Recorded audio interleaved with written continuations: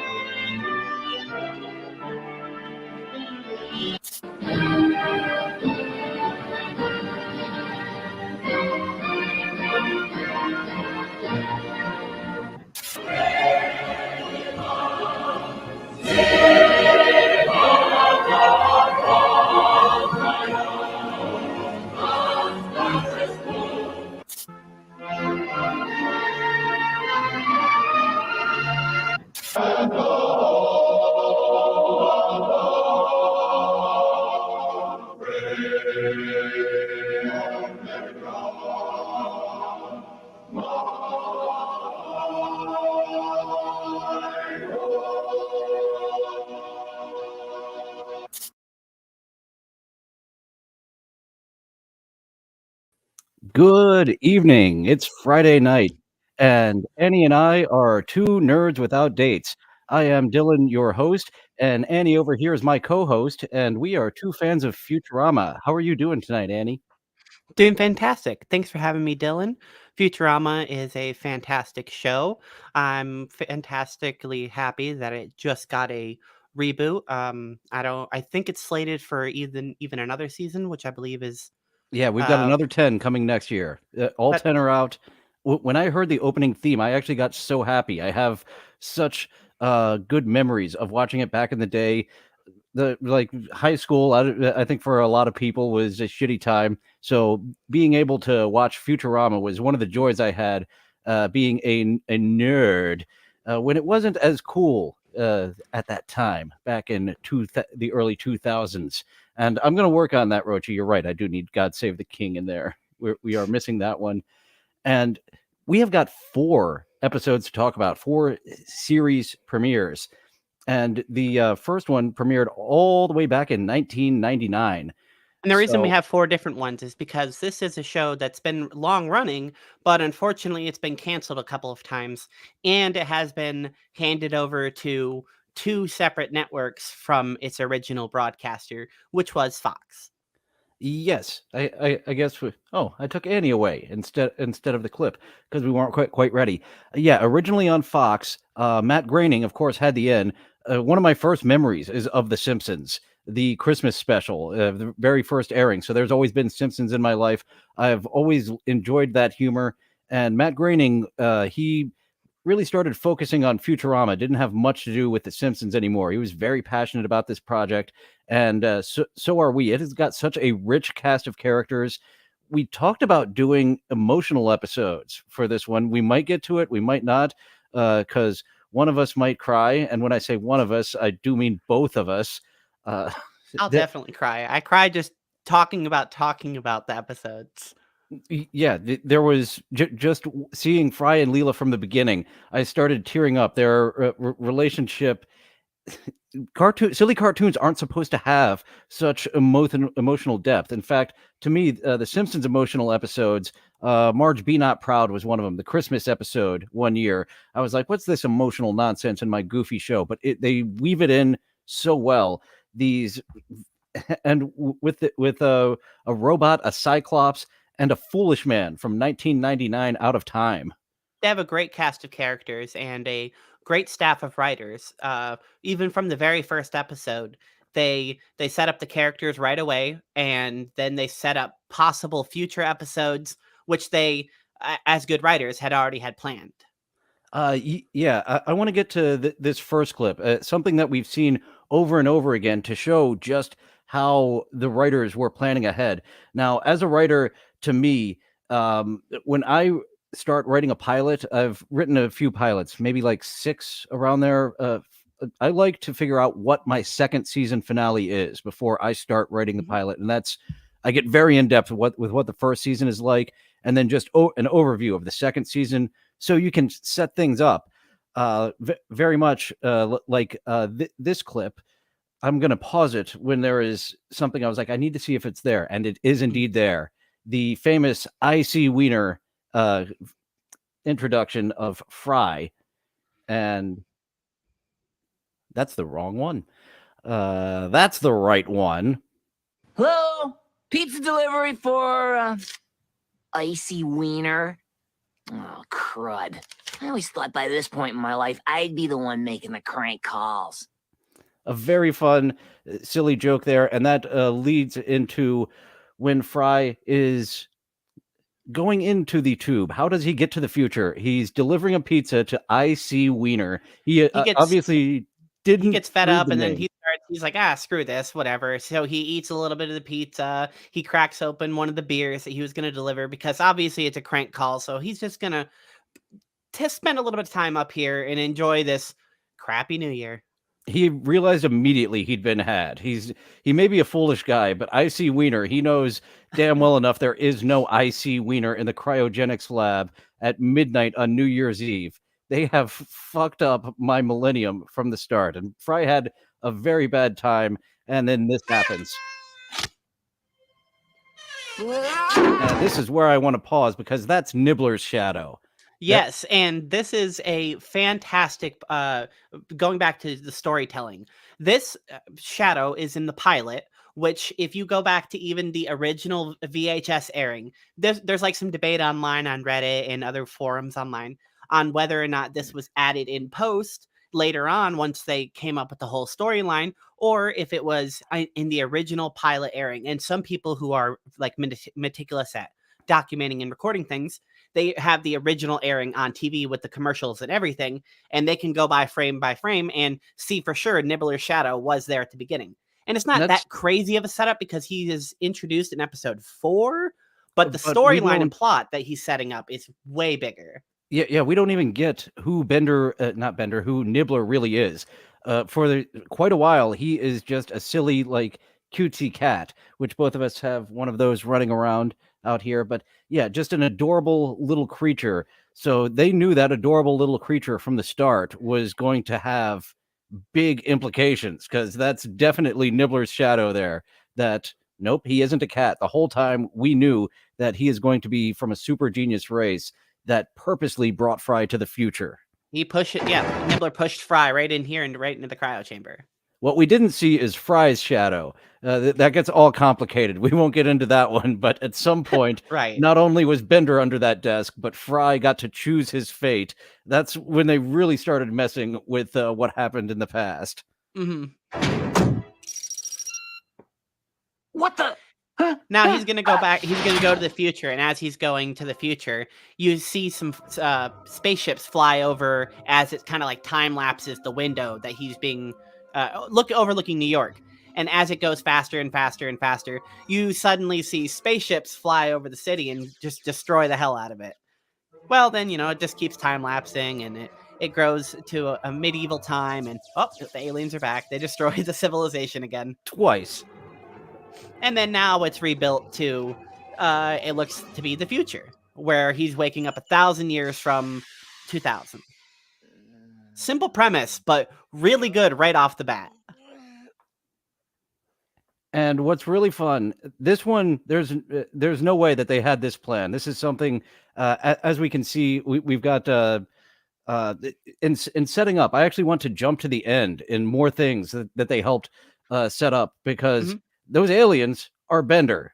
It's revealed in Bender's big score that those aliens are indeed Bender at least once, maybe both of the time. I have a clip called Skull Destroys, and it does show that. Skull Destroys. And Skull, yeah, let's go to that one first. I thought I had that one pulled, and any fan of the Dabbleverse, Rochi, get your glass ready. We have a cheers in this one. I accept this Nobel Peace Prize not just for myself, but for crime robots everywhere. Skull! Skull!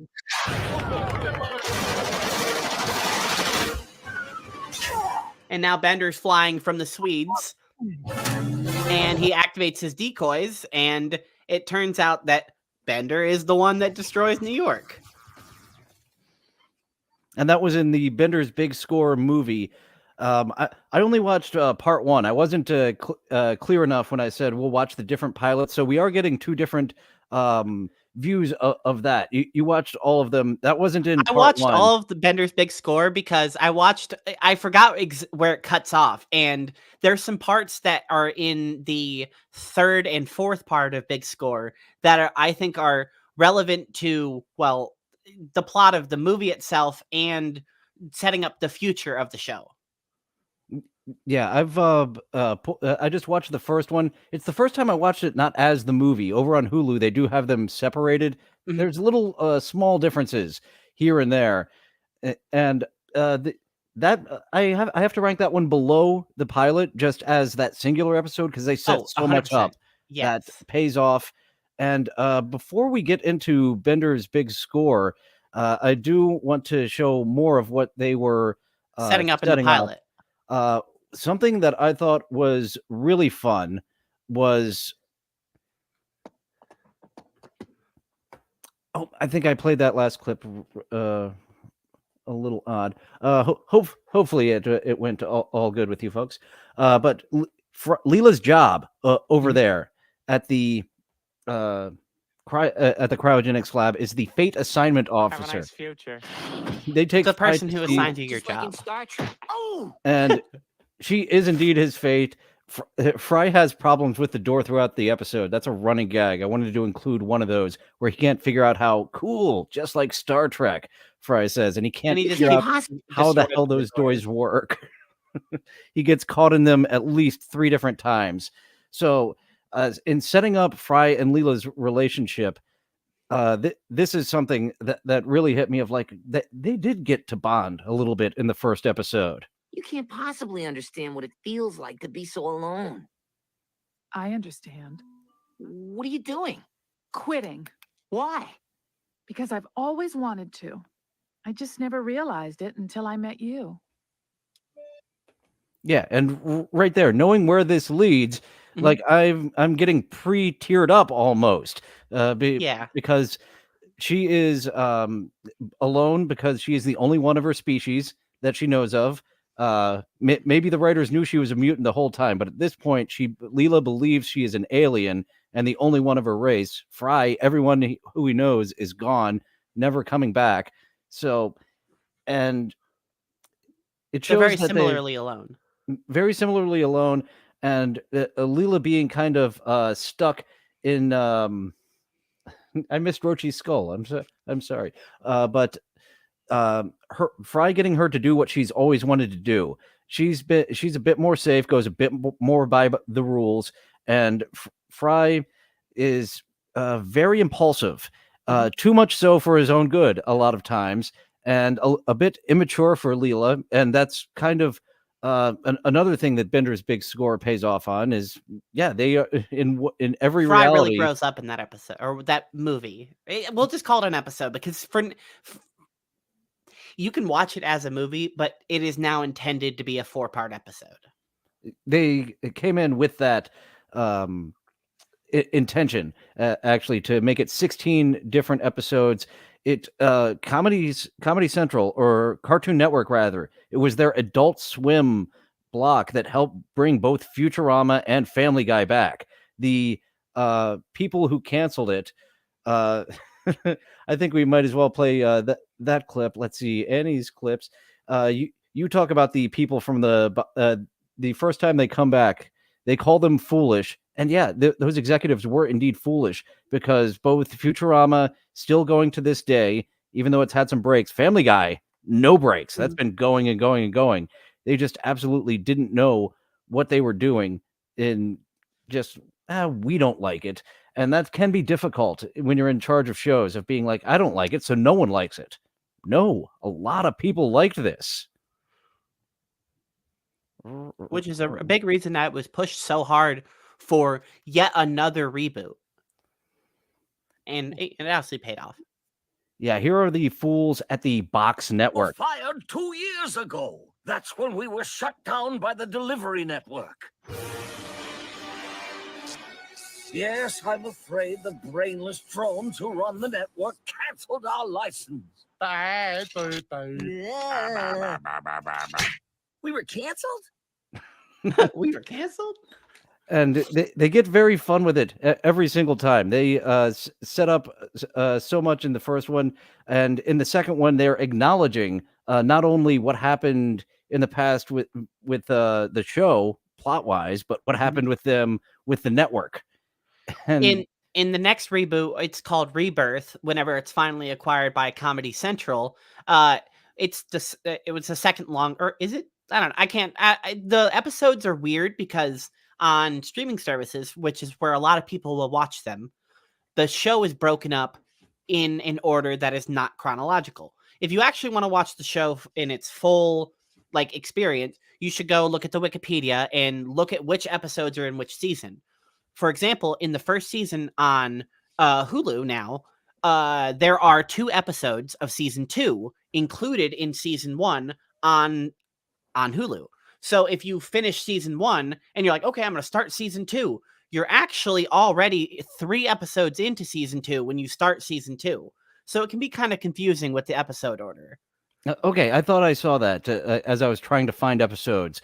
They were a bit off. So that is indeed something that they did was mess up with the order there. And let's take a look at what they did in the acknowledging that. I call these the DVD movies because that's how they were initially released. Well, And this clip in particular is from Rebirth, the first Comedy Central episode. The episode I don't know if I pulled any clips from that part, but the episode starts where Fry walks in and he's all burnt up and he's all like, hey, what happened? And Fry had lost his memory because it turns out just a little bit ago, the Planet Express ship crashed into right outside of Farnsworth's office. And so did the Nimbus, which is can't remember, Zap Brannigan's ship. So Zap Brannigan was chasing the Planet Express ship through space, and they both crashed into the ground, killing everybody on the Planet Express ship except for the professor because he had a force field, and I guess Fry. But there's a lot of shenanigans in the episode, and there's everybody died, and they all get reborn into a pile of goop because the professor has yeah, I have stem that cells. Frankenstein process right here. Oh, I enjoy the gags that they go through. Of course, it's a Frankenstein switch, but of course we have to have a little slapstick comedy, and even the way their bodies are is just absolutely silly. Right? It's not very sciencey. Oh, wrong switch. That's all it is. And then it's just a curtain rod. He just drops them in there. A curtain rod with skeletons. Their organs are gone. Their heads perfectly fine. Which, as you said, he had a protective helmet for everyone, but a protective body bubble for himself. Good old And his Professor is also air Farnsworth. conditioned. It was air conditioned. So this one got a bit complicated because Fry he wasn't able, because he was embracing Leela. They stuck very well to that love story of Fry and Leela. Initially we think that Leela didn't make it out. So Right, the episode's complicated. Yeah, it's so complicated. They do have a little bit of a fuck it ending. This is first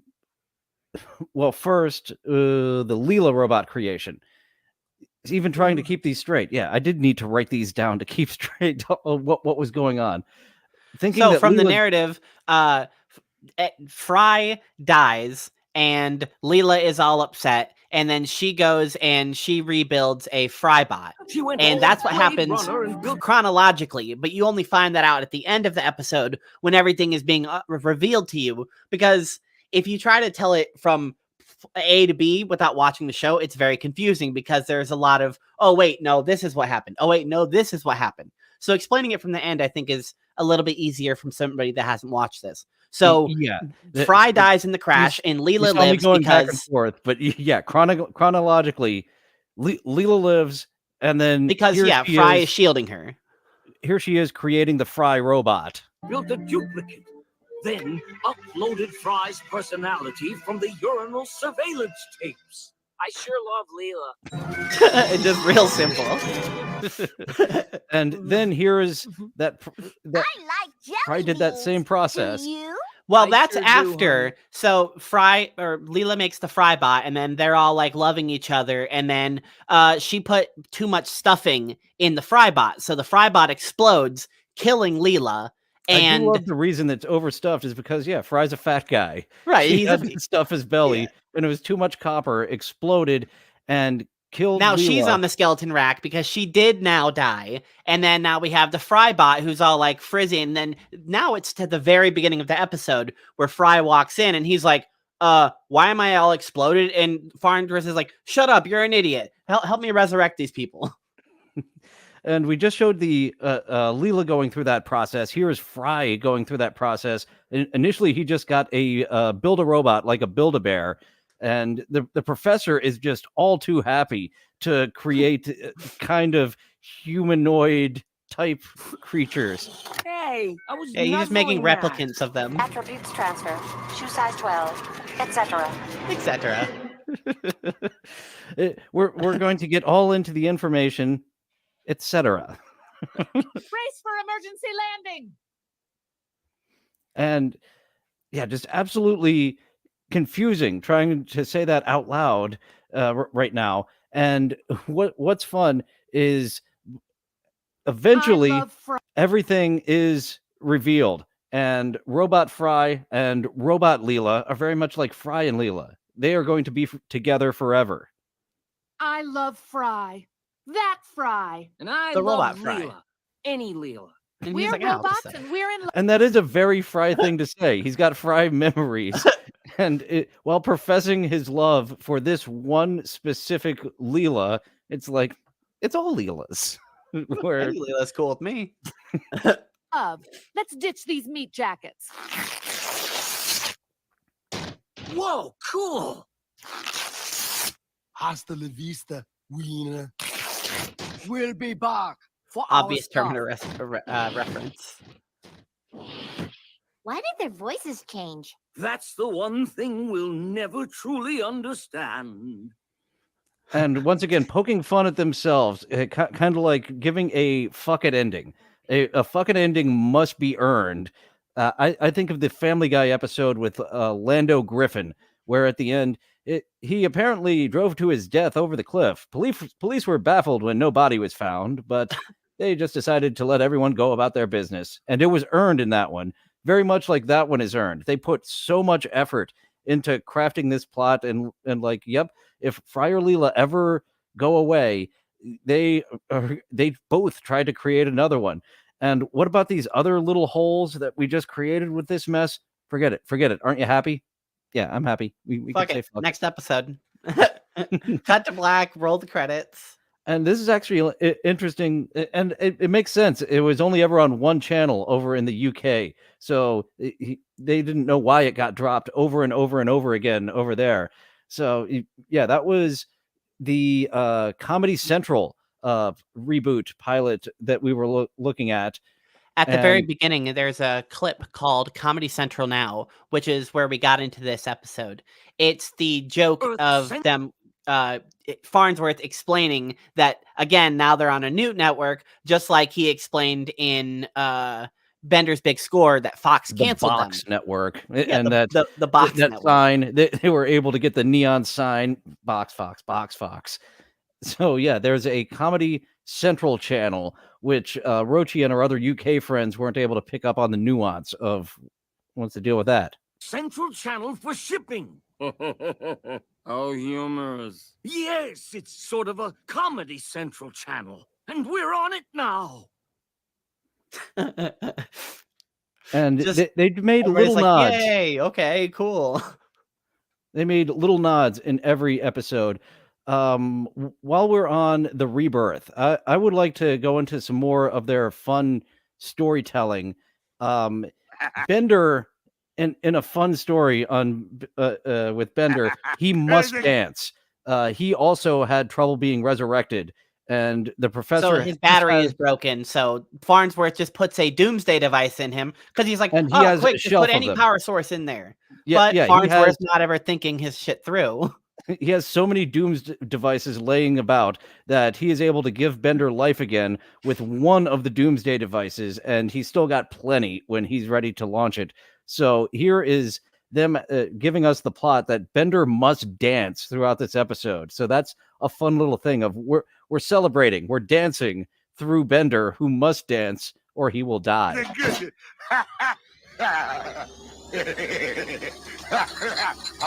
And we see from the beginning, it vibrates him so much that his eye is popping out. For God's sake, Bender, keep dancing.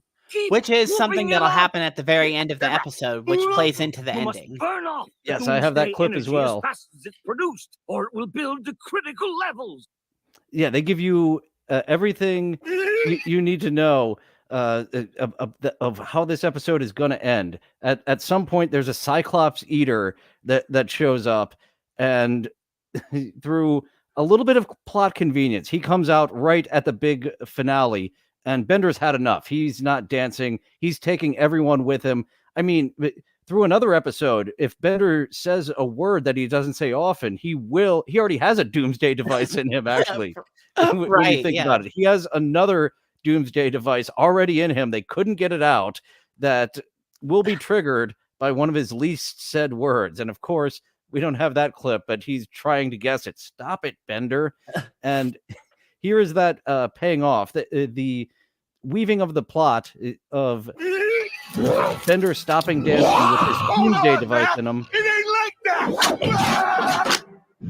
And the Cyclops Eater, because his eyeball shook out. Yeah, there's two Leelas to choose from, but this robot Cyclops, he really was interested in. Jeez, what does it take to kill me? And then this is like another one of your fuck it You endings. blew out your excess capacity. You're cured.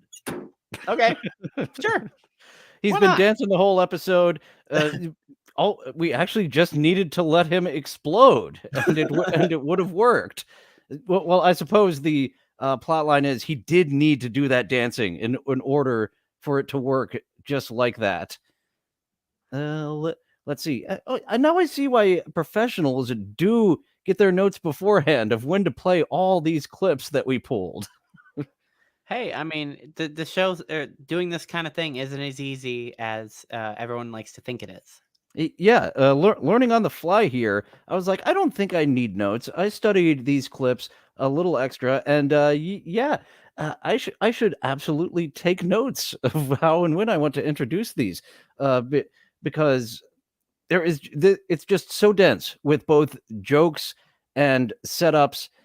I have a clip of Nixon here, came in the pilot. Nixon became such a central character. And that is a great point. I should have pulled this clip because you're absolutely right. He's just like a throwaway gag, but he becomes a huge B character. He becomes president once again. Still no body can be president for a third term, so he got a new body, and he's still president to this day, 23 years later, in Futurama. And yeah, just at the Head Museum, this throwaway gag, they introduce a major antagonist. That's it. You just made my list. And he does continue to dislike Fry. They Stop it now, boy, bad president. Very much like a dog. The what's funny is they kind of changed what people's Nixon impression is. For decades, everyone gave the "I am not a crook," and us Futurama fans, we now do the "Aroo." That was never anything Nixon did. That was pure them, and like they grew up with them. I'm one of the comic books that I'm writing, that hopefully one day will be finished.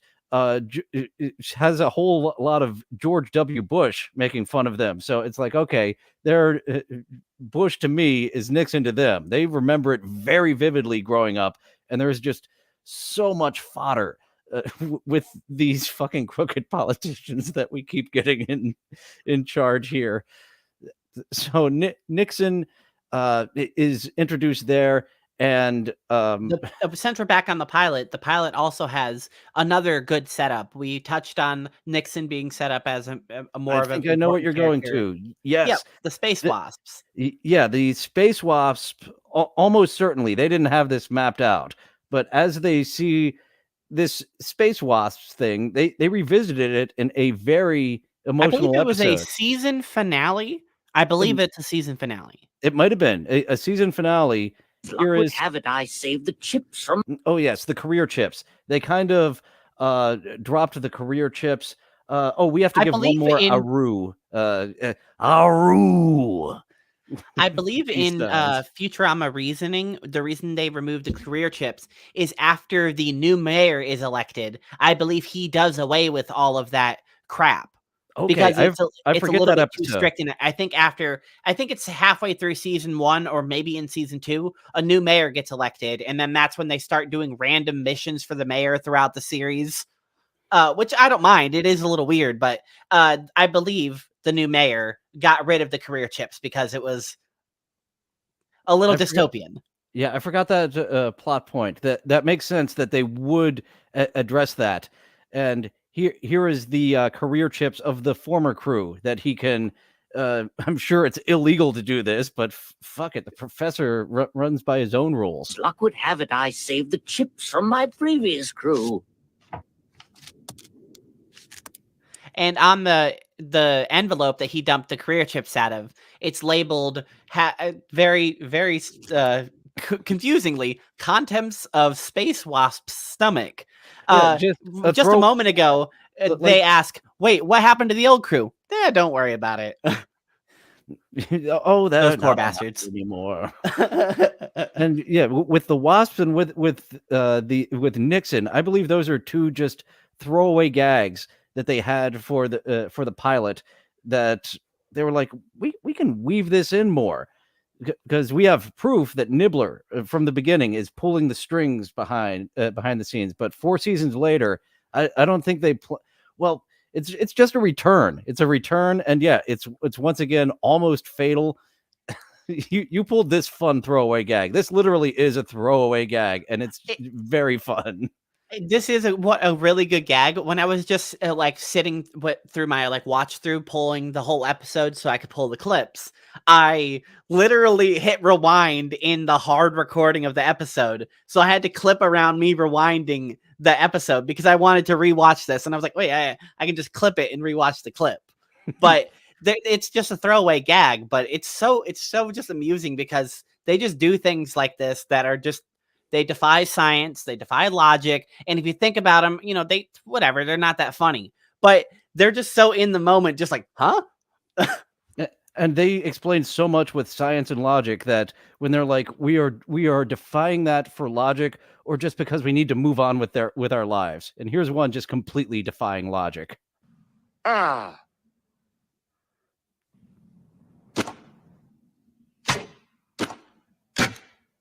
I don't know how you did that. And Fry literally addresses it. He literally couldn't have done that. I don't know how you with did his that. arms lying on the ground. And I have a clip of right before that, when they were stuck in here. And this is the origin of the Bender we know. When Fry first meets Bender, he is going by his programming and trying to kill himself, and he's miserable. Yeah, here is the birth of the Bender that we came to know and love. Who cares what you're programmed for? If someone programmed you to jump off a bridge, would you do it? I'll have to check my program. Yep. You're full of crap, Fry.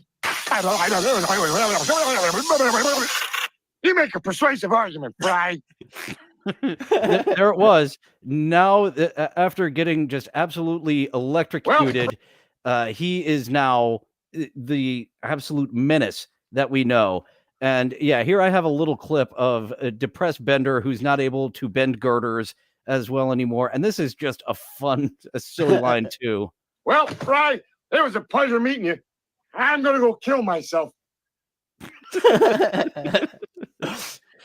In this conversation, he's talking about how he used to be the best bender. He could bend a girder to any angle.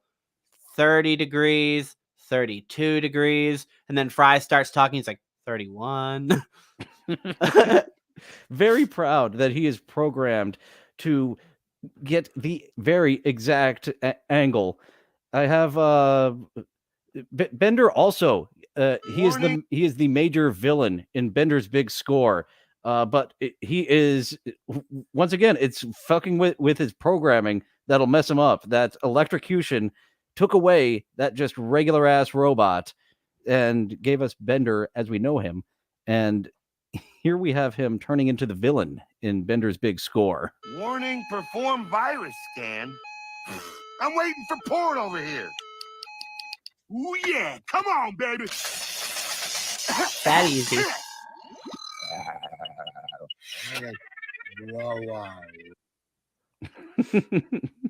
That's just messing with his programming, and now Bender is so fucking old. He went back to the past countless times to help those aliens rob the past blind. I have a clip on there. It's called Bender Breaks, but it doesn't show the whole like at the very end of Bender's Big Score, he's doing a bunch of time traveling shenanigans, and he brings up all of the Benders that he had been time traveling with. And he's like, oh, instead of going up in whenever you're supposed to, just come up now and or just come up when I do, and we'll just have all the loot, and they'll have an army of Benders, and we'll party and we'll rule the world.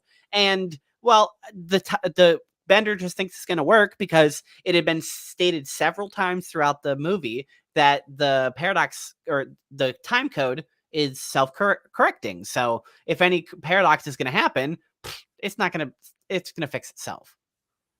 And it overloads the universe, as we see here. Bender deciding, let's party. Do not all come up when you're supposed to. So all the Benders just start exploding because there's just too many of them in one place. And if you wanted to count, you could see how many Benders there were. Each of those went 100, 200, 300, 500,000 of years, depending on where they went back in time to steal stuff. Bender is now hundreds of thousands of years old, maybe. And we thought that he was ancient in the Roswell That Ends Well episode. He went back to 1945, 49, whatever it was, once. Wow, he's ancient. Nope, he went back to Egypt. He went back to France in the Renaissance. He's been and just hung out in the basement as a robot. He's just hanging out in the basement as he can just wait for the future to catch up to him. And I'm sure he can keep himself bored or keep himself entertained or just go into sleep mode or any sort of thing. 'Cause he's a robot, time doesn't mean much to him if he doesn't want it to. But what I like about this clip is it literally leads right into the next movie that he breaks, and there's literally like a scar that's ripped into the fabric of space and time.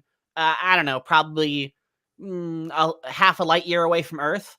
And it's just there throughout the entire rest of the next movie, which is also split into 4 episodes. They've just started calling it the anomaly, and they're just reporting on the anomaly. Like it's still there, still nothing happening. And yeah, I believe David Cross is the main antagonist of that second batch of movies episode. That would be 5 through 9. As you said, the episodes get a little weird, right? Yeah, with the movies and both how they're listed.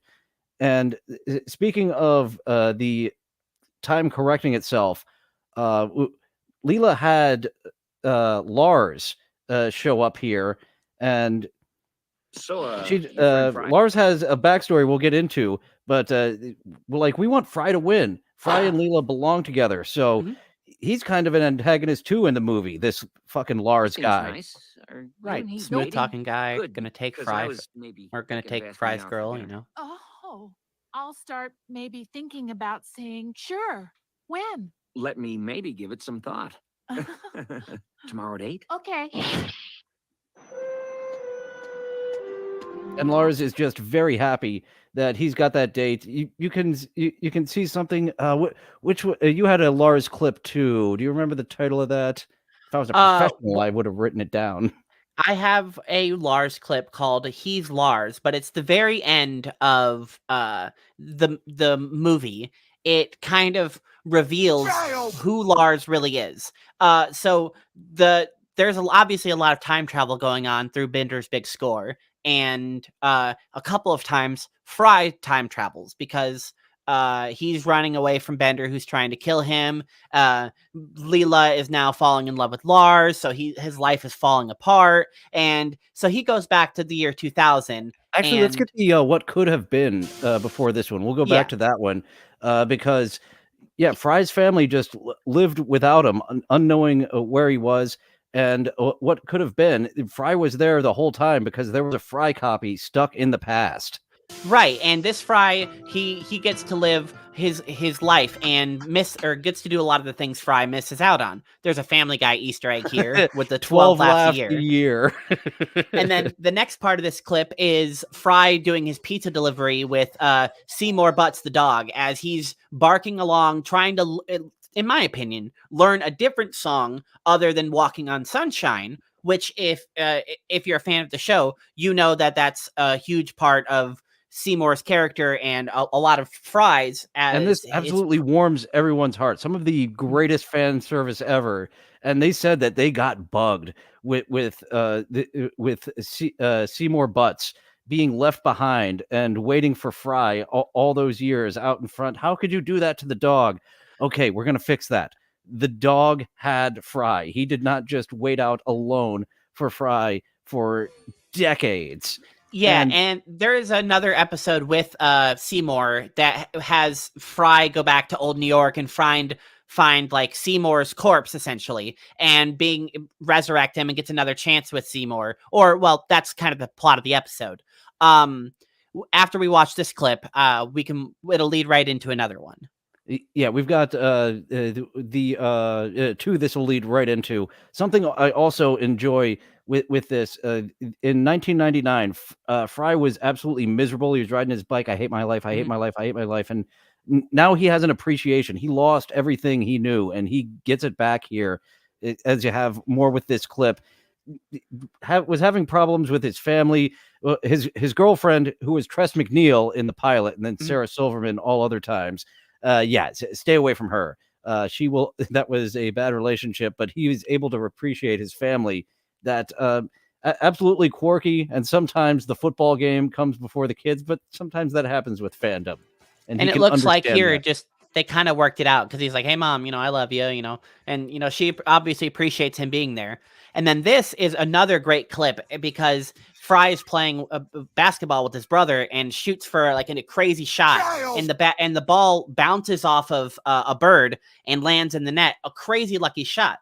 But in his in his basketball shorts, you can see a laminated, it looks to be a 7-leaf clover, which is a callback to one of my favorite episodes called Luck of the Fryish, where it turns out that Fry and his brother fought a lot over this clover because it just brought them crazy, insane luck. So that's like another touch to the fans being like, hey, remember this clover? And it's great because it's just another example of all the things that Fry probably could have and would have accomplished if he didn't go to the future. Thanks for pulling up this clip. This is the one I was talking about. Yeah, I think this one we were talking about more of the Dolomite and what happens to Seymour. It's me, Bender. Thanks to Bender. Bender goes back in time to kill Fry, and he shoots and blows up Fry's house, and, well, Seymour gets turned into the rock that Fry ends up finding either in the future from this perspective or in the past from the viewer's perspective. And so this is like a 14, 16-year-old Seymour. It isn't as heartbreaking that he gets mummified in an explosion here because he has now led a happy life with Fry. And after Bender took out the dog, such a great payoff to Bender's big score that Lars, the man who were like, get away from Leela. Fry, old buddy, it's me, Bender. My hair! My larynx! I'm Lars? I'm Lars! Then he immediately just leaves his apartment and runs straight back to the cryo facility. You can see him just filled with happiness. He does end up with Leela And a lot of Fry's problem with getting with Leela is he's just too mature. He's just not grown up enough for her. And here we have a literal, like what I believe 16 more years old Fry that literally he is Leela's perfect match, to where she has to accept more of current Fry's foibles that he hasn't quite worked out. This is the perfect version for Leela if Fry has 10 years to mature. And during that time, it's not like Fry was just sitting on his ass wasting his time. He found a kind of like a Leela replacement. Yes, he did. Before we get into that one, what's really funny, they were wondering, well, if we just make an older version of Fry, then it'll just be Fry. But just two simple things: my hair, my larynx, and that's my larynx. That's it. My hair, my larynx is all we needed. And yeah, he finds a Leela replacement. As you said, he went on the hunt, did this version of Fry for a Leela replacement. The clip's called Damn Hands. Damn Hands. And the reason I named it this is I focused the clip around Fry's journey because he meets a narwhal on the news. Or, well, he doesn't meet it. He sees a narwhal on the news, and he's like, oh, okay. So he goes to the zoo to apply for a feeder job. The narwhal and him instantly hit it off, and Fry emulates Leela with this narwhal, Lilu, and they spend a bunch of years together. He works at the aquarium, and then eventually Lilu has to be put back into the wild, and plus her time is up because she got replaced by a Loch Ness Monster exhibit, which just turned out to be a log with the Halloween mask stapled to it. So Lilu gets sent to the back to the North Pole or wherever she lives. I don't know. And Fry goes on a crazy journey, books a whaling guy who turns out to be Panucci's brother or cousin or something like that. So that's right. We get back to Panucci's. And yeah, he developed he says, I like things with one thing instead of two. And yeah, here we see him going on that journey to find Lilu, the narwhal. And I'm your man. We'll take on 3 barrels of fresh sausage and sail at dawn. That's why he has the 2 beard. years, Fry. We've caught 108 narwhals and set them So go ahead all and pause free it. again. Full fast. And he just wants to eat the narwhals, I believe. Go back like 2 seconds in the clip. In this, you can see the captain. It's been 2 years, and inexplicably, the captain is now missing his right hand, and it is a hook, and he's missing his right eye, and is now covered in an eye patch. And they don't address this at all. It is purely a visual gag. So then in the next clip, Fry finally finds Lilu, and then they capture Lilu and put her on the boat, and then Lilu is miserable because obviously she doesn't want to be, trapped in this tiny little boat. And it turns out that she has a mate right over there in the water that's been following the boat as they've been kidnapping her. So Fry makes the hard decision. Narwhal, very appropriately. So he makes the hard decision to let Lilu go. And then, but during this next clip, or during the, after you hit play, he's like, no, this other narwhal is upsetting Lilu. Get out of here. Larynx, not larynx. I was wrong on that. Sorry, Rob. Larynx. Hello, American Cupcake. Looking forward to talking to you on Chatting with Beloved Chatters coming up soon as we watch this clip of Lilu. 108 narwhals and set them all free again. Full fast ahead. And then you can see he now is missing hooks. both of his hands. And he's just, damn whale keepers. As Fry's being like, get out of here. Take Lilu. Keep going. Go faster. After this clip, I didn't add it to the clip because it's all about the captain and his missing hands. But Fry lets Lilu go and realizes, he can't just replace Leela with a narwhal. And we've talked a lot about the first 3 season premieres. Excuse me one moment. I was a little late on that mute button. I'm sorry, folks. I'm a semi-professional turning into a professional. So but you're right. We should lead into the last one, which it ends it with at the end of the Comedy Central run. it ends with a very great. It was a series finale at the time because that's how they That's kind one of of the planned it. things that I was disappointed in hearing there's going to be new episodes is like this is the perfect ending that you guys gave us of Fry and Leela being together for the end of time, and then they're going to get to do it again. Finale recap I have here, and then we'll get to your clip. Time has been frozen for an unknown length of time. With no time to lose, I began tunneling through time in search of Fry and Leela. I offered to reset the universe to the instant before time stopped. They could be young once more. Still grotesquely ugly, but young. What do you say? Want to go around again? I do. So they're pretty much mimicking the getting married. They just spent their lives together, and they're about to spend their lives together once again. And let's see, what's the name of your clip you have? When time picks up again. It's the Hulu reboot. Hulu reboot. See, if I would have took the basicest of notes, now I know for the future. This is trial and error, folks. We're throwing stuff against the wall here on the From Somewhere Network.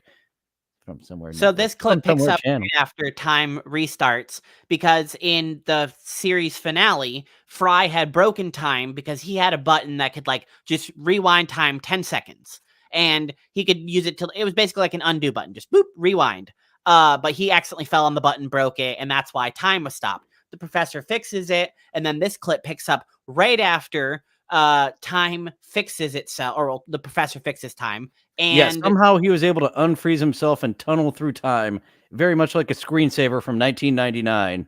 Well, if you remember in the series finale, he was in this weird like time-proof like fake rock facade that him and everyone that's not right here was hiding in for a while, and then he was slowly picking it up and moving it, and how he got from there through time. It's not really explained. It's one of those things that's just like, whatever. Don't worry about it. Time travel's not we explained sciencey it anyway. pretty darn well. Just take this leap with us. Right, yeah. You got to suspend your disbelief sometimes. It is a cartoon. And they explain so much. Here is the time picking up once again. Did someone switch the universe off and on? It feels like we got rebooted. Why is my beer stale? Zoidberg doesn't care. I'm sharing backwash with friends. Our first appearance of Zoidberg. Actually, that's something I wanted to say of the amount of characters. In the original pilot episode, we get introduced to our core three, Fry, Leela, and Bender, and then at the end, we get the professor. And we have a huge cast of characters. There's Hermes, Amy, Dr. Zoidberg there regularly, and it goes even beyond that. And very wisely, they didn't include those three in the pilot episode because you don't want to overload people, but everyone's there in all the other ones because you already know them, you already love them, you want to see them. So that's something very wise they did in the pilot of not bogging us down with these fun characters, but who are not the absolute core, like Fry, Leela, and Bender. And yeah, I guess the professor is kind of in between those two steps. Right. Those other characters mentioned were slowly introduced as they were relevant for building an episode and also building other characters up. Like whenever Amy is introduced. Like she isn't introduced for a couple of episodes, but she becomes arguably one of the main characters because she's in almost every single episode. She's voiced. She has her own plots. She has, I think we talked about 20 episodes, just her episodes. Yeah, in looking up, I didn't take a good look at it, but I was like, if we do Amy episodes just on this wiki, someone says there's 20 of them. I'm not sure if she's featured heavily or those are her B plots, but she's just supposed to be like a slapstick female character at first, and just like everyone, they evolve her emotionally. She has kids and with mentally an alien. because she turns out she's almost just as smart as the professor. Yes, that is right. She's ditzy but intelligent. So very well. I don't know if you've watched the second episode of the new season yet, but no, but I will after this. I believe it's the one emotional episode. They come in strong. I believe there are first 3 or 4 are very strong and end strong. Little dip in the middle, but overall solid quality that lives up to the name. There's some duds in every season, but the quality overall is just absolutely fantastic. And the thing about the newest reboot on Hulu, we got a few gags, a few meta gags with the Box Factory, with the Comedy Central channel, and we're on it now. The entire episode is just jam packed with telling you guys, telling all of the viewers what's going on behind the scenes, as well as weaving a great plot. And here's how we knew out of the box we are getting at least 20 episodes. How about picking up All My Circuits for 20 episodes? With an option for 20 more. Maybe a movie. Against my better judgment programming, I'm going to greenlight the project. Woohoo! Points on the back end. Now, there's one teensy hitch. You know the star of the show, Calculon? He's dead. Everything is negotiable. So we have 20 minimum. If we get more, we've got 40. G-Rob is asking about how many seasons there are. They're currently calling this one 11. The DVD movies were season 6, so 5 seasons on Fox, 1 DVD season of DVD movies chopped up into episodes. So 6 through 10 on Comedy Central. 11, I guess the next 10 will be called 12, since we have a year break in the middle, and possibly a 13, 14, and another movie on the horizon. If these, so go watch them. So Hulu wants to, and they had a very novel pitch. I should have played this one before, but Leela has a very novel pitch of bringing a new show to Hulu. Our pitch. Remember that show, All My Circuits? The one that got canceled 3 times? Exactly. New episodes of that. That's our pitch. Which is a self-meta all. joke about the show itself. And they are just littered throughout the episode. Here is another instance of them poking fun at how many times they've been We canceled. don't phrase interruptions. Efficiency is a 32%. Well, my butt thumb and my remote hand is dead, but all I have left is the final season of All My Circuits. And that's Fry's goal. He's decided he's going to watch every television show ever, and it's down to All My Circuits. Final Whoops. season. They got canceled like 3 or 4 times. Loserama. They got canceled like 3 or 4 Loserama. times. Which final season? I keep fucking up on that one. I talked over it. I didn't send it enough back. Which final season really tickles me? Of All My Circuits. Which final season? They got canceled like 3 or 4 times. Loserama. The final season from 10 years ago.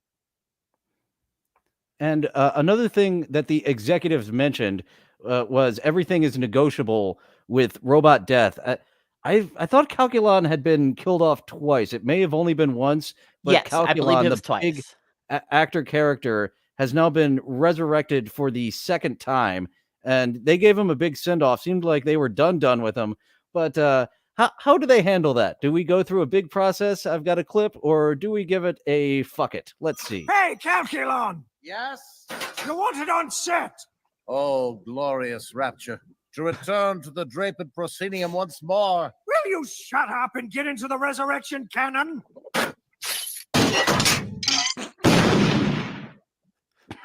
It was a fuck it. And if this clip played about 2 seconds more, this resurrection cannon actually shoots him directly onto set right as the director yells action, and he already knows his lines and goes immediately into it because Calculon is, of course, the greatest actor of all time. And one of the reasons that he can just pick up on the lines is that the writers are writing them, and they are just fed right into Calculon's head. Fry actually gets stuck for his consciousness to actually, I think this clip will explain it. His consciousness is actually going to malfunction. He will die if he stops watching television, if he stops watching All My Circuits. And here we have him in the binge chair, and we have a little bit of Bachelor slurry or something off to the side there. I love the Bachelor chow that they always feature in the like dog food type containers. Yeah, So it's got here's slam in one, or it's got slurm in the one, and then bachelor paste in the other one. And then they eventually bring up 5-hour battery acid, which is a 5-hour energy joke. He's been streaming for months without a single break. No wonder you find him so attractive. So yeah, he cannot leave that chair, and Leela takes it upon herself to be the executive producer. Oh, it's over here. That's why. To be the executive producer, get this off the ground. She is going to save Fry's life. Once again, Fry and Leela's love is often at the center of these plots, and she is saving Fry's life by directing. And Fry starts watching it at double speed, which causes all types of problems. Instead of writing an hour episode every hour, as they needed to do because he was caught up, you need to write an hour episode every 15 minutes. And here we get a little look on set. I've come to tell you that. Cut! What happened? The script pages stopped uploading. It's those damned lazy writers. Can't even manage to write an hour-long episode every 15 minutes. I died doing what I hated. Can't you just ad-lib? Asking an actor to ad-lib is like asking a guy to 5. So I'll just write. Very accurate. An idiot can be a TV writer. Many are. And Many he is are. right. There are some great television writers. Oh, but I don't know if you've seen the new Quantum Leap. The new Quantum Leap is Exhibit A to get AI writers in there. What a piece of garbage. And I hate watch that show. I kind of wanted to do a review show on it, but it hurts. Watching the new Quantum Leap literally hurts me. And here's some of the dialogue that Bender came up with. I'm afraid he'll never calculate again, or he'll do so inaccurately. Let's do it, baby. Bender is great. Let's do it, baby. Bender is great. Bender coming up with now the writer making an hour episode every 15 minutes until it's finally canceled. And yep, next time I'm going to make notes on these clips like the professionals do. I was like, you know what? I know what these clips are. I watched them right before the episode. I'll figure it out. Nope. Fuck that shit all up. Hey, we're nerds without dates, not professional broadcasters who've been doing this for a decade and are good at it. One day, maybe. Or maybe we'll just be nerds forever and ever. We'll see. I do hope to drag you down a nerd hole of Star Trek one of these days. I'm excited for that. Yeah, the Next Generation Season 3, as I've said. It was Red Letter Media who talked about people. You didn't like The Next Generation? What's the matter with you? Oh, you started at Season 1. And I absolutely agree with them. Here is the big finale of Fry being stuck in the chair and his consciousness being in the balance. Put out the fire! Oh yes, they're reenacting the scene to slowly bring him back to life, and disaster strikes. Here is Amy with the 5-hour battery acid, as you mentioned earlier, putting out the fire on Fry. That's battery acid! How she doesn't get burnt from that?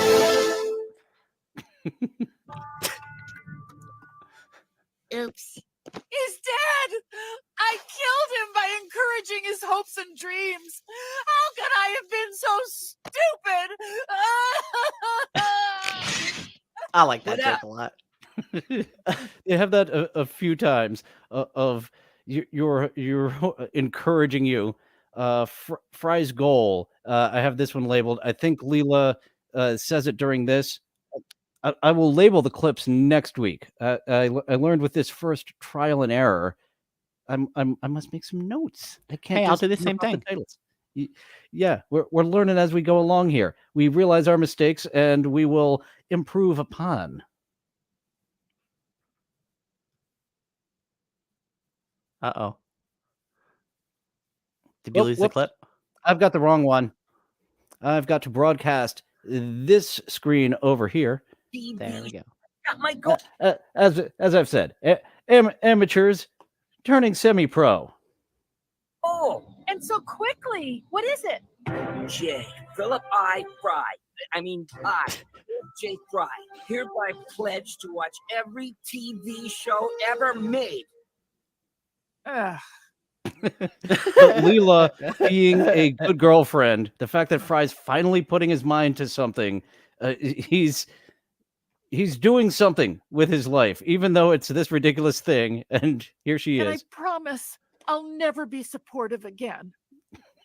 Thank you. A bunch of fun little points like that. So yeah, we've gone over the 4 episodes. That was the most recent. The new season on Hulu. Hulu. Right, yeah. I labeled my clip Fulu because it's a joke about Hulu called Fulu, but I accidentally started calling it Fulu because of that. It's very easy to go down that whoopsie of Hulu after watching all 10 episodes, which a good emotional episode, a solid finale episode, a dip in quality. They like to experiment with the anthology episodes. Anthology of Interest 1 and 2 I find to be absolutely classics, and hit or miss since then. The anthology episode this year had some fun aspects to it, but everyone I've heard from have called it a miss, and I absolutely agree with that one. That good episodes, but yeah, it dips. It's got some duds in this season. Personally, I'll have to retouch on not retouch. I'll have to finish this new season, which I guess we'll just call season 11 for convenience because that's how it's being labeled nowadays. It's how it's being listed. That's how we'll call it, is season 11 on Hulu. I thought the Comedy Central years were just slightly below the Fox years. I call it like an A+ to an A-, and I guess that's what I would call the Hulu season. Maybe an A, maybe an A-. Not the quality of the Fox years throughout. It just seemed to be fewer duds in the Fox years than the Comedy Central and Hulu years.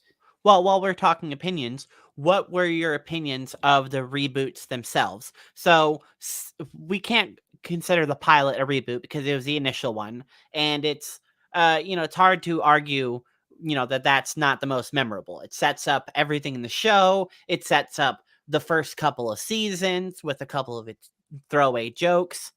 It's not as jam-packed with jokes. This Hulu premiere is my favorite of the reboots because it's just very, very jam-packed funny with jokes. And Bender's big score, I would rank the lowest because it's setting up so much. If you take the whole movie into account, amazing movie. But watching if you only just count as episode 1 of the 4-part, yes. As it's listed on Hulu, just Bender's Big Score Part 1, they're setting up a lot, and it pays off fantastically. Just like the pilot is setting up a lot, and it's really fun. For me, the Hulu premiere, I would put as number 1. I've got to put the original pilot as number 2, not as... because they you fine-tune these things, right, as I mentioned with Star Trek The Next Generation. They fine-tuned it, and season 3 is fantastic. So this a really is good example so of many them years fine-tuning it is fine-tuning. A good example of them fine-tuning it is Professor Farnsworth. At the beginning of the show, he's a kind of weak, weird, feebly old man, and as they work on his character, he turns into a zany, insane professor instead of just this weird old guy that Fry knows. And even his voice actor kind of changed the whole tone of it too. And you know who his voice actor is, right? No, I don't. The only voice actors I know is John DiMaggio and Billy West. Billy West is who it is. Billy West has such a heavy load of characters in this. Fry, Zoidberg, Professor Farnsworth, and something I noticed with this new season, Billy West got top billing in season 1 through 10 when it says when the credits roll and starring Billy West is up first. This new season, you were telling me you weren't sure if John DiMaggio Bender was going to be there because his star has grown. He is such a go-to voice actor that apparently in negotiations, they were like, all right, be reasonable. He was like, no, I'm going to be unreasonable, and you meet me. You tell me what reasonable is. I'm going to be over here on unreasonable until I get top billing and all this money, because I'm in Adventure Time. I'm in all sorts of video games. He's just absolutely in demand. So this would not be the same without Bender. The core three of Fry, Leela, and the robot. It shouldn't be such an emotional tale. This is a fantastic, wacky, zany show. And that's how I would rank them. The Hulu reboot is my favorite. The original pilot would be number 2, followed by the Comedy Central pilot of Rebirth, and Bender's Big Score, looking at that as part 1 and not the full movie. It's definitely the weakest. Is the weakest, because they're setting up, and we already know all these characters. The first one, not as bam bam bam with the jokes, because there's a lot of setting up to do. That one also setting up a lot. The movie absolutely wonderful from start to finish. But as Bender's Big Score part 1, I'd put that at the bottom. How about you? Which one would you put number 1 of the 4 Futurama premieres? I think I'm gonna have to agree with your list completely. The only like counterpoint, and it's not even really a counterpoint to move anyone anywhere. Bender's Big Score, I think, even though it's the weakest of them, starts super duper strong, because it immediately starts very cinematic. You can tell it's being kind of animated and paced and shot as a movie. It's very cinematic. Yes. And the owl swooping in. I don't think either one of us pulled that, but no, it starts with an owl swooping in and going through a little tunnel, because each time there is a little reminder, owls are the rats of the future. And they're a recurring thing throughout the entire show. They're like one of those sight gags that are for the fans. But that episode opens up with Hermes like introducing the crew. Leela comes in and her hair is blowing, and then she has Nibbler, and then Nibbler throws up Fry. It's such a great little gag. I think even though it is not even arguably, it is definitely the weakest of the 4. It has the strongest opening, immediately introducing every single character and giving you the tiniest little bit about them. Captain, Taranga Leela, Delivery Boy, First Class, Fry, and then Captain Zoidberg. Or not Captain, Dr. Zoidberg. Introducing everyone up front that us fans want to see, and giving just to the brand new viewers, this is who they are. And even Bender's full name, Manager of Funding and Accounting, Bender B. Rodriguez. That was that had to be a throwaway joke initially as well. My middle name is Bending. Bender Bending Rodriguez. Hecho in Mexico. And once again, a very emotional episode of Bender's origin in Mexico. But we're wrapping up now rather than talking about all the emotional episodes, and there's a bunch of them. If we do that one, we can't cover all of them. We'll only be able to cover some of them. And one clip I didn't get to, I'm just going to play a few random fun ones. The whole plot of the pilot episode is Fry does not want his delivery boy chip, as has deemed is his job. And then at the end, when he finds out he's going to be a space delivery boy. All right! I'm a delivery boy! Completely negating this journey that Leela has the reason Leela has gone on this journey, but she is now discovering her true self of doing what she wants to do, and she absolutely adores being a pilot. If Fry and Leela had any attraction right there, I think Leela would have just lost it. Like, I just quit my job, became a fugitive, became a double fugitive, and now I'm working for this weird old guy as... Okay. Yeah, they cut to black on that. Go to the credits from there. But yeah, picturing Leela at that moment would just pummel him. Of what have you gotten me into? You person who I just met, who I thought I had a connection with, who's just like, hooray, I get to do what I've been dodging this woman for this whole time. Do you have any episodes in mind to tease or discussions for the next week? Next week, I'm unsure of which way to go. I've been going back and forth between doing a character in depth. You've mentioned that Hermes as a B character, because we can't choose Fry, Leela, or Bender. They are just heavily featured in so many episodes. Possibly an in depth where Hermes has A plots. I don't think the emotional ones yet. The emotional ones, let's lead up to. Let's try not to cry during that one.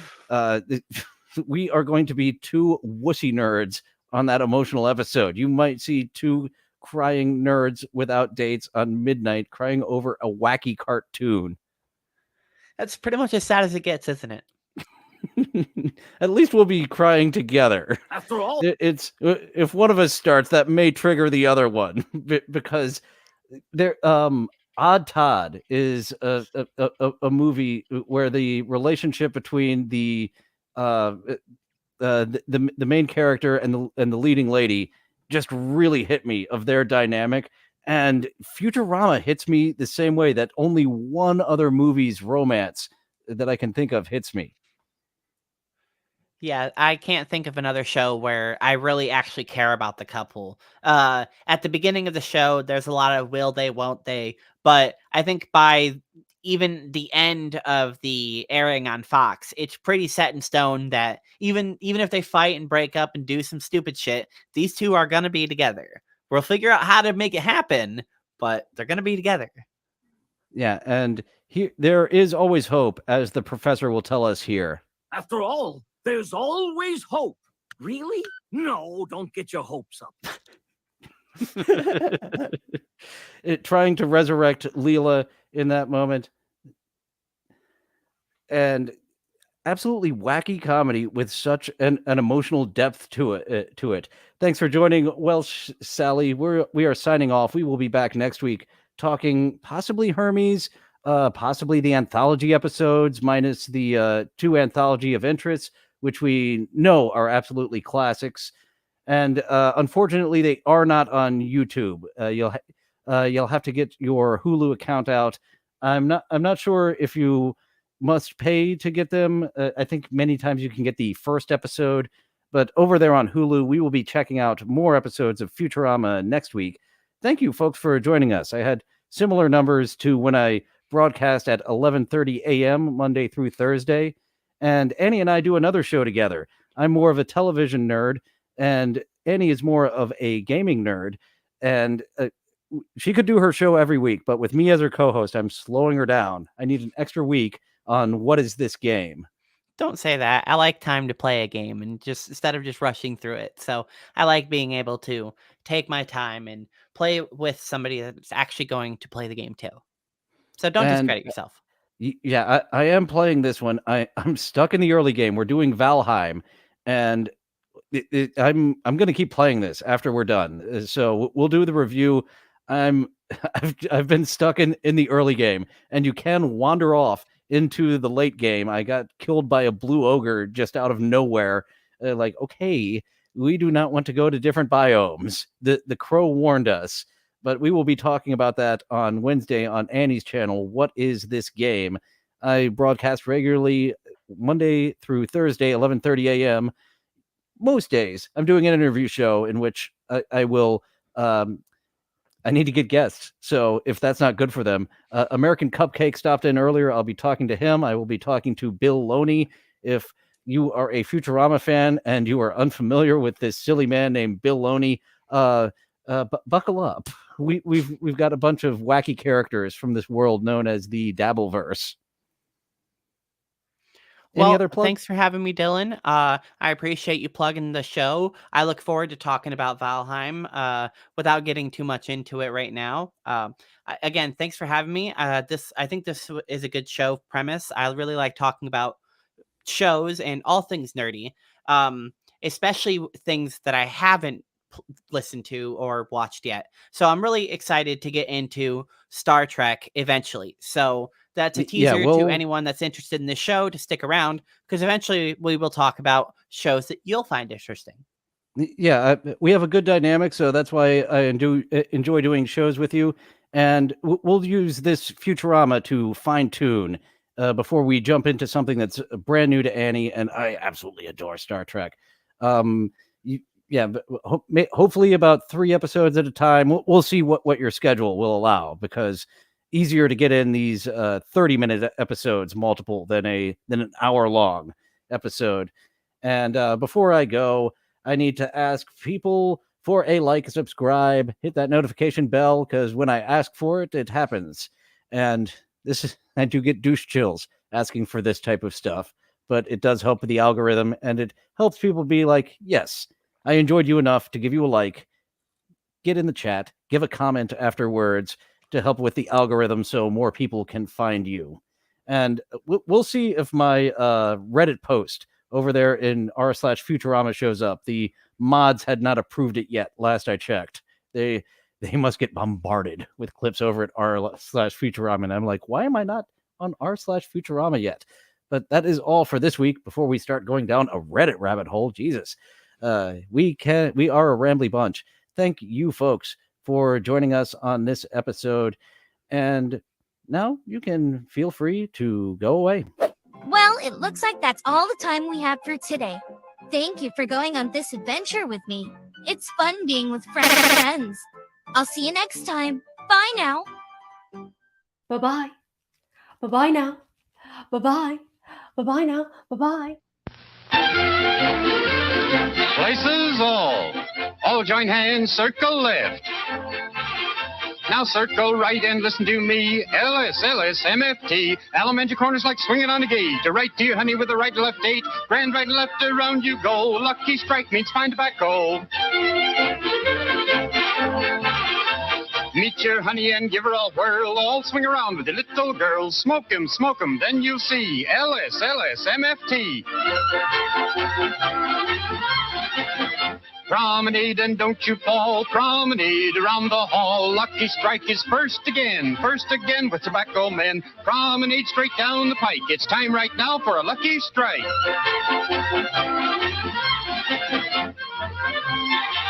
Yes, for smoking that you're bound to like, you just can't beat a lucky strike.